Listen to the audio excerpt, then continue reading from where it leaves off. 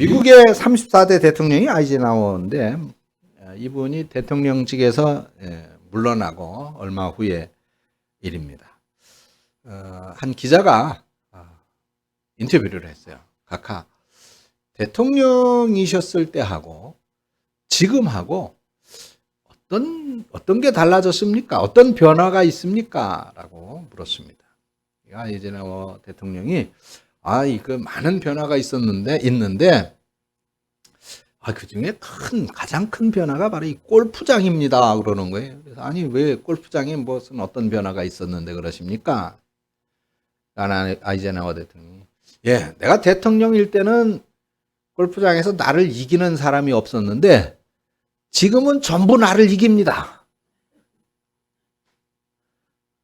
그런 변화가 있었다는 거예요. 그게 참 세상이고 현실입니다. 오늘 말씀도 변화에 대한 것을 좀 드려보려고 그래요. 예수님의 부활을 경험한 제자들에게 과연 어떤 변화가 있었을까? 예수님 부활하기 이전의 제자들과 예수님이 부활하신 이후의 제자들은 어떻게 달라졌을까 하는 것을 간단하게 한번 살펴보려고 하는데, 자, 오늘 이런 내용이, 주님께서 부활을 했잖아요. 그래서 제자들이 예수님이 메시아입니다. 그분은 말씀대로 3일 만에 죽었다가 3일 만에 부활하셨습니다. 좀 증거하고 다녔어요. 이렇게 전도하고 다니는 제자들을 못마땅하게 여기는 사람들이 있었잖아요. 누굴까요? 바로 예수님을 십자가에 못 박아 죽이도록 고발했었던 종교 지도자들입니다. 그래서 이들이 이 제자들, 예수님을 증거하고 다니던 제자들을 다 잡아다가 감옥에 가뒀어요. 근데 놀랍게도 하나님께서는 천사들을 보내셔가지고 이 제자들을 감옥에서 나오게 하신 거예요. 꺼내주셨단 말이에요. 기적이 일어난 것이죠. 그 종교 지도자들이 깜짝 놀래가지고 이 제자들을 절대로 그냥 둬서는 안 된다고 다시 잡아드립니다. 그리고는 이제 이 제자들을 어떻게 할 것인가 의논을 하는 거예요. 그런데 마음에 두려움이 생겼어요. 이 제자들이 하는 일이 보통 일이 아니거든요. 잡아다가 감옥에 넣었는데도 그 감옥문이 저절로 열리고 막 제자들이 그냥 순순히 걸어 나가고 이런 일이 어떻게 일어나는가. 그래가지고 마음에 왠지 꺼리끼는 거예요. 진짜 저 사람들이 뭔가 있으면 어떡해. 그러니까 큰일 나잖아. 그러니까 함부로 죽일 수가 없는 거예요. 무서워서. 그래가지고 이들을 좀 야단쳐서 훈방을 하고 또 좀 어떻게 하는가 한번 지켜보기로 그렇게 결론을 내립니다. 그래가지고 그 제자들은 채찍질을 해서 혼을 내고 다시는 예수를 말하지 말아라. 다시는 예수를 증거하지 말아라. 그리고서는 내보냈어요. 그런데 그렇게 죽도록 뒤지게 매를 맞고 이제 쫓겨나오는 그 제자들이 어떻다고 성경이 오늘 기록하고 있습니까? 기쁨으로 그 자리를 떠났다. 기쁨으로 그 자리를 떠났다. 이게 오늘 본문이에요. 지금 아무 죄도 없이, 그죠? 종교 지도자들에게 잡혀가지고 감옥에 갔다가 아주 죽도록 매를 맞고 지금 나오는데 기쁨으로 나왔다. 어떻게 제자들이 이런 상황에서 기뻐할 수 있었을까? 뭔가 그들의 내면에, 그들의 마음에, 그들의 정신세계가 달라졌기 때문이잖아요. 그죠? 그럼 뭐가 달라졌느냐? 첫째로, 예수님의 부활 후에 이 제자들에게는 두려움이 없어졌어요. 두려움이라는 거. 여러분, 공회가 어떤 곳이에요? 공회. 지금 이들이 공회 앞에 섰다. 이렇게 얘기했는데, 공회는 절대 권력의 장소예요. 이 제자들을 죽일 수도 있고 살릴 수도 있는 그런 힘이 있는 곳이 바로 공회였었어요. 그 앞에 제자들이 섰어요. 그런데 오늘 5장 29절에 이렇게 말씀합니다. 베드로와 사도들이 대답하여 이르되 이 사람들아 내가 사람의 말을 듣는 게 나냐, 하나님의 말을 듣는 게 나냐? 나는 당연히 하나님께, 사람보다 하나님께 순종하는 것이 마땅하다고 생각한다. 이렇게 얘기하는. 그 앞에 4장 19절에도 보니까 베드로와 요한이 대답하여 이르되 하나님 앞에서 너희들 말을 듣는 것이 하나님의 말씀을 듣는 것보다 옳은 거냐? 그걸 너희들이 한번 판단해봐라. 지금 그러고 있단 말이에요. 얼마나 당당합니까? 여러분, 제자들이 원래부터 이랬던 것은 아니에요. 그죠? 베드로는 무서워가지고 예수님을 모른다고 몇 번을 부인했어요. 3번씩이나 부인했던 사람이에요. 예수님이 십자가에 못 박히고 끌려가고 못 박힐 때 다른 제자들을 다 어떻게 했어요? 여자 몇 사람들은 예수님 밑에서 안타까워하고 눈물 흘리고 그래도 그 자리를 지켰는데 다른 제자들은 다 어떻게 했어요? 다 도망갔었잖아요. 도망갔었어요. 그런데 어떻게 이렇게 제자들이 공회 앞에서 자신들을 죽일 수도 있고 살릴 수도 있는 힘을 가진 공회 앞에서 야 이놈들아 너희들 말을 듣는 게 옳아, 하나님 말을 듣는 게 옳아, 그렇게 당당하게 말할 수 있겠어요? 그래요. 부활하신 주님을 만난 후에 이 제자들이 변했기 때문이다 그 말이에요. 주님께서 부활하셨고 부활하신 주님께서 이 제자들을 만나주셨고 그 순간에 제자들에게 야 정말로 주님이 살아나시는구나, 부활하시는구나. 그러면 주님께서 너희도 나처럼 그렇게 새 몸으로 부활할 것이다 라고 하는 것을 말씀하셨으니, 아니 공회가 아무리 힘을 갖고 권력을 갖고 우리를 죽인다 한들 내가 죽더라도 다시 어떻게 될 거야? 죽더라도 다시 산다 이 말이에요. 나도 다시 산다고요. 안 믿어지시는 모양이네. 한번 죽어볼래요? 나는 그것을 믿는다고. 여러분들도 믿으시기를 축원합니다. 이 제자들도 그것을 믿었어요. 그러니까 더 이상 죽음이 두려운 게 아니에요. 죽음이 두려운 것이 아니에요. 오늘도 부활하신 주님께서는 우리 가운데 오신 줄로 믿습니다. 오늘 말씀으로 오시고 성찬식을 통해서도 오셨습니다. 반드시 우리를 만나 주셔요. 부활의 주님을 만나면 우리 가운데 있는 모든 염려와 두려움이 사라지는 놀라운 은혜가 있게 될 줄로 믿습니다. 두 번째로는 여기 보니까 기쁨의 사람들이 됐다 그랬어요. 41절에 사도들은 그 이름을 위하여 능욕받는 일에 합당. 능욕이 뭐예요? 능욕. 욕을 먹고 멸시를 당하고 무시를 당하고 그런 거예요. 근데 예수님 때문에 그 이름을 위하여 예수님 때문에 그런 욕을 먹고 매를 맞고 그런 일을 당하는 거에 마땅하다. 그것을 기뻐하면서 공회 앞을 떠나니라 그랬습니다. 여러분 사도들이 지금 어떤 상황 속에 있어서 기뻐했어요? 뭐 좋은 일이 있었습니까? 신나는 일이 있었어요? 뭔가 잘 되는 일이 있었습니까? 아니잖아요. 오히려 괜히 아무 잘못도 없이 채찍으로 뒤지게 맞은 거예요. 그런데도 기뻐했다 그 말이에요. 좀 더 정확하게 말하면 예수님 때문에 고난 당하는 거를 오히려 기뻐했다는 거예요.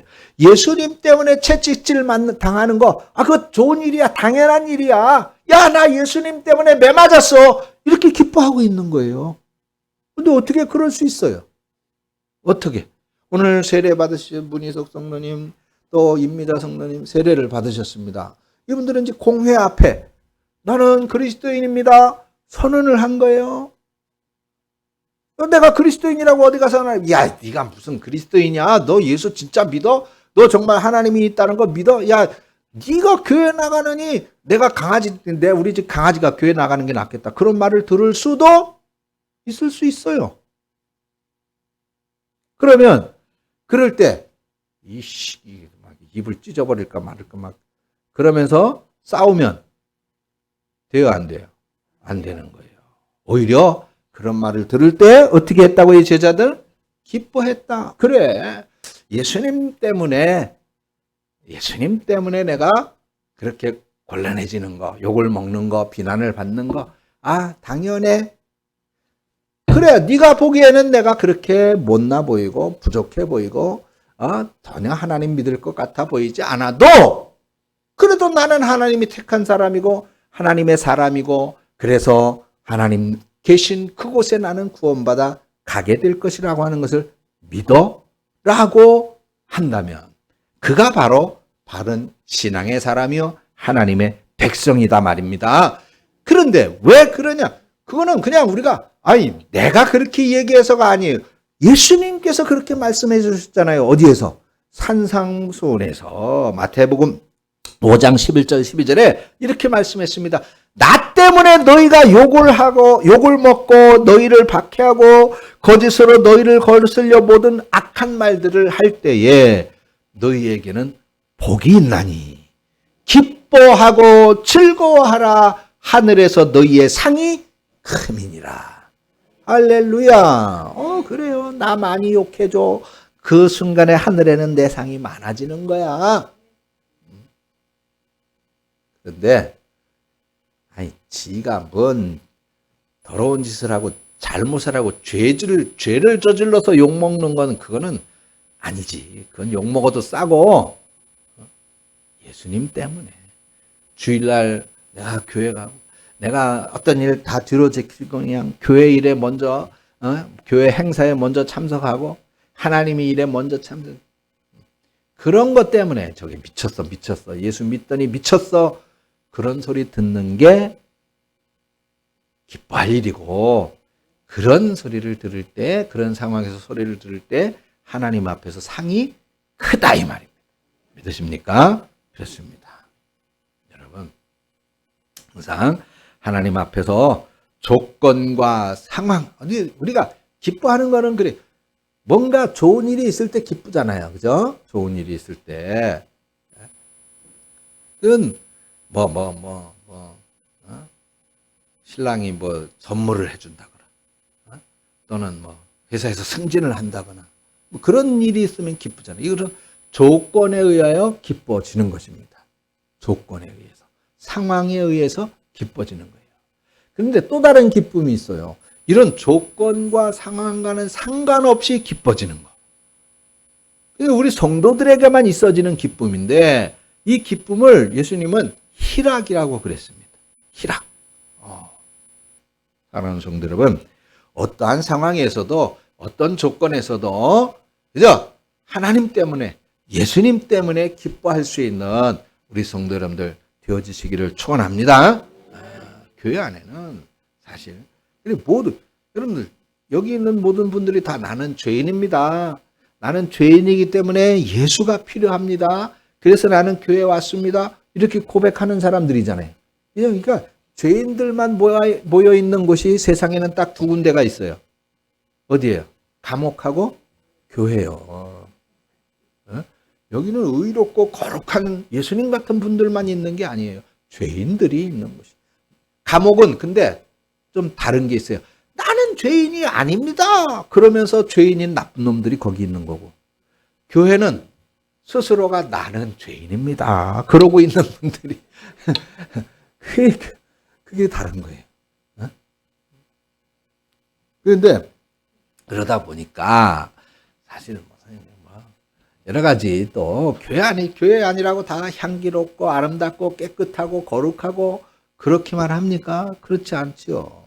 근데 그런 것들을 보면서 시험 들고 그런 것들 때문에 투닥거리고 싸우고 그런 것들 때문에 전연 내년 그러고 욕하고 교회 안에서 그러면 그거는 바른 그리스도, 바른 기쁨을 소유하는 사람의 모습이 아닌 거지요.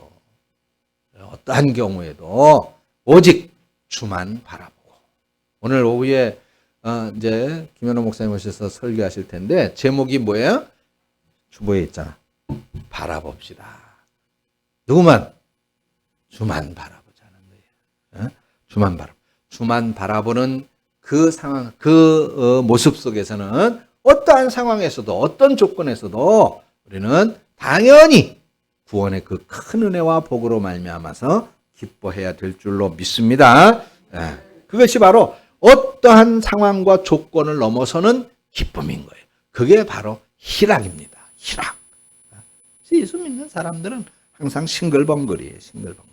그러니까 참 사람도 좋은 사람이 있잖아요. 좋은 사람 만나면 기뻐요, 기분 나빠요? 당연히 기쁘죠. 좋은 사람을 만나도 기쁜데 하물며 우리가 주님을 만나는데 또 부활하신 주님을 만나는 어떻게 기쁘지 않겠습니까? 오늘 여러분들에게는 바로 이 부활하신 주님을 만남으로 인한 기쁨의 은혜가 있기를 축원합니다. 마지막으로 사명이 분명한 사람이 됐어요. 40절 하반절에 보니까 사도들을 불러들여 채찍질하며 예수의 이름으로 말하는 것을 금하고 놓았다 그랬어요. 예수의 이름으로 말하는 것은 뭐예요? 이게 전도예요. 전도를 하지 말아라 이렇게 말했다 이 말이에요. 다시는 예수님으로 전도하지 말아라 그러면서 채찍질을 하고 풀어줬다는 거예요. 그러니까 다시 또 예수님의 이름으로 전도하면 잡아 가두겠다는 거죠. 가둘 뿐만 아니라 이제는 죽이겠다는 거예요. 그래가지고 이 채찍을 맞으면서 사도들이, 제자들이 아이고 내가 다시는 예수 이름, 예수의 예자도 내가 꺼내지 않겠습니다. 제발 살려주십시오. 그랬나요? 아니에요. 42절에 보니까 그들이 날마다 성전에 있든지 집에 있든지 예수는 그리스도라고 가르치기와 전도하기를 어떻게 했다고요? 그치지 않았다. 할렐루야. 예수 이름을 말하지 마라. 또 말하면 잡아 죽일 거야. 그렇게 했는데도 날마다 성전에 있든지 집에 있든지, 그러니까 여러 사람들 앞에서 공개적인 자리에서 전도하기를 그치지 않았다 그 말이에요. 누가? 앞으로는 누가 해야 돼? 그래요. 세례 받은 사람들이, 세례 받은 사람들. 교회 다니는 걸 부끄러워하시는 분 혹시 계세요? 나는 그리스도인이라는 것을 공개적으로 말하지 못하는 분이 계세요? 이제 그러면 안 돼요. 나는 술을 한 잔씩 하기 때문에 나는 예수 믿는다고 말을 못해요. 안 돼요. 술을 마시더라도 예수 믿는다는 고백은 결코 숨겨서는 안 됩니다. 절대로 감추어서는 안 돼요. 그걸 비밀로 해서는 안 됩니다. 자신 있고 당당하게 이 제자들처럼 나는 그리스도인이다. 예수가 메시아야. 그분이 구원자야. 말해야 돼요. 말해야 돼요. 근데 어떻게 그렇게 됐느냐? 사명이. 무슨 사명?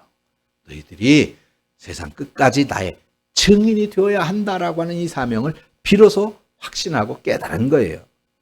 예수님, 부활하신 예수님을 만나신 후에 그렇습니다. 저와 여러분들도 마찬가지예요. 부활하신 예수님을 만나는 성도는 부활하신 예수님을 만나면 그 사명이 더 뜨거워지고 확실해지는 거예요. 여러분, 교회에서 어떤 일을 하겠습니다. 그러면 거기에 무조건 충성하고 동참하는 거예요. 여러분, 교회에서 이번에 어디 단기 선교 어디를 갑니다. 돈이 얼마 듭니다. 돈이 없는데 그 교회에서 좀 다 대주지. 대주면 가지. 이러는 게 아니라 그냥 대출을 받았으라도 선교에 가야 되는 거야. 가서 해야지. 사명인데 가서 해야죠. 대출 많이 해. 주님 오시면 그만인데 뭐. 아닙니다. 농담이고요. 대출은 하면 안 돼요. 주님의 일에는 우리가 그만큼 뭐 하자는 얘기예요? 충성하자는 얘기예요. 헌신해야 된다는 게. 왜? 주님을 만난 사람은 사명이 살아나기 때문에 그렇다고 말입니다. 즉 부활하신 주님께서 이 사람들을 그렇게 바꾸시기 때문에 그렇다고 말입니다. 여러분, 비겁하고 용기 없고 무기력했고 도망치던 제자들이 부활하신 예수님을 만난 다음에 완전히 달라졌습니다. 이제 오늘 우리도 부활하신 주님을 만남으로써 이런 놀라운 변화가 이루어져서 여러분 좀 신나는 신앙생활, 재미있는 믿음생활, 행복한 믿음생활 하는 저와 여러분들 되시기를 축원합니다. 기도하겠습니다. 하나님 은혜를 감사합니다. 주님 사랑